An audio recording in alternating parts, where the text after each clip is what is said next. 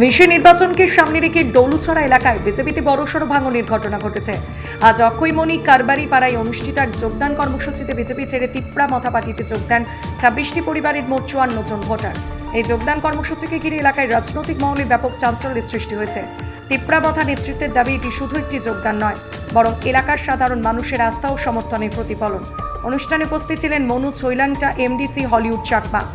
তিনি স্পষ্টভাবে জানান, মহারাজ প্রদ্যুৎ বিক্রম মাণিক্য দেববর্মার আদর্শ নীতি অনুসরণ করে আগামী দিনে এলাকার সকল সম্প্রদায়ের মানুষকে সঙ্গে নিয়ে তিপ্রা মথা পার্টিকে আরও শক্তিশালী করা হবে। তিনি আরও বলেন, উন্নয়ন, অধিকার রক্ষা এবং জনস্বার্থে কাজ করার লক্ষ্যে সাধারণ মানুষ এখন তিপ্রা মথার প্রতি আস্থা রাখছেন। এই কারণেই প্রতিদিনই বিভিন্ন রাজনৈতিক দল থেকে মানুষ তিপ্রা মথায় যোগ দিচ্ছেন।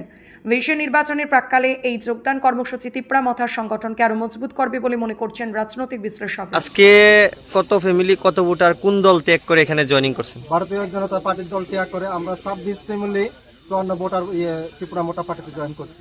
কি আশা নিয়ে আপনারা ত্রিপুরা মথা পার্টি জয়েনিং? আমরা আশাবাদী, আমরা দুলুসরা অক্ষয়মণি পাড়া হইতে পুরা আমরা দুলুসরা বিসি আমরা 7টা ওয়ার্ড আছে, 7টা ওয়ার্ডে আমার ডেভেলপমেন্ট করার জন্য। এতদিন বিজেপি 8 বছর হয়ে গেছে, মানে কিছু ডেভেলপমেন্ট হয়েছে না। আপনার নাম?